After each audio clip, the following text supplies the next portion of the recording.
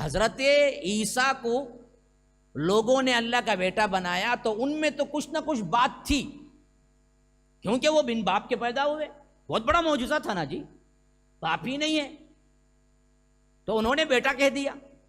لیکن یہ کیا بات ہوئی کہ عزیر کو ماں باپ بھی تھے، کوئی الگ بات بھی نہیں تھی، کیوں یہودیوں نے عزیر کو بیٹا بنایا؟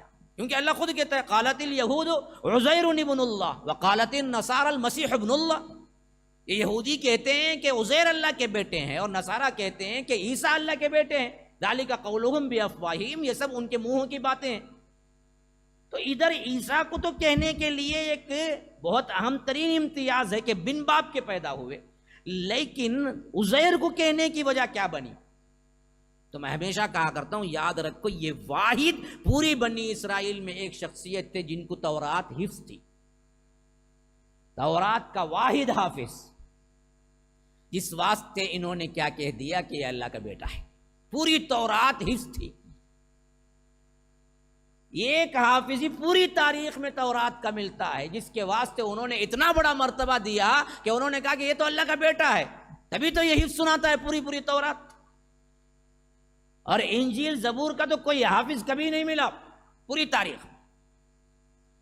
تو حفظ کی ذمہ داری اس حیثیت سے دوسری آسمانی کتابوں کو اللہ تبارک و تعالی نے یہ نہیں دیا تھا، یہ امتیاز صرف قرآن کو دیا، جس میں اللہ تبارک و تعالی نے اس کی حفاظت کی ذمہ داری کو انسانوں کے سینے لیے، بل ہی آیات بینات فی صدور الذین اوتوا العلم، یہ آیتیں ہیں روشن جو اہل علم کے سینوں میں ہیں۔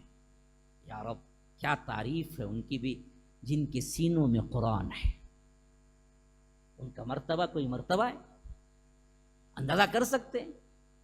اللہ کہتا ہے ہم نے سینوں کے اندر ان آیت، اسی واسطے اسپین کے زمانے میں جب ہم پر کیا ہے سب سے بڑا ظلم ہوا مسلمانوں پر، قرآن نہیں، قرآن کی ایک حرکت، ایک لفظ بھی کسی پیپر پہ ملی تو انہوں نے کیا کیا، جلا کے اس کو راکھ کر دیا۔ کوئی ایک طباعت کے اعتبار سے کوئی ایک چیز قرآن کی نہیں بچی، لیکن پھر بھی جیسے ہی وہاں پر انقلاب ہوا، ہزاروں قرآن ایک ہی دن میں پرنٹ ہوئے۔ وجہ کیا تھی؟ ویسے زمانے میں بھی مسلمانوں نے سینوں میں قرآن کو رکھا، یہ مٹایا نہیں جا سکتا۔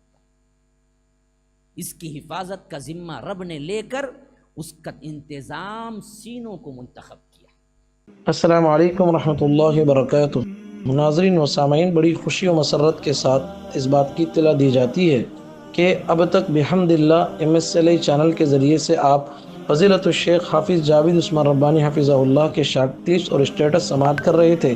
اب آپ لوگوں کی آسانی کے لیے حافظ جاوید عثمان ربانی شارٹ کلپس کے نام سے ایک الگ چینل اوپن کیا گیا ہے، جس کے ذریعے سے آپ شارٹ کلپس ہی پائیں گے۔ تفسیری خطابات کے لیے آپ MSLI چینل کی طرف رجوع کریں۔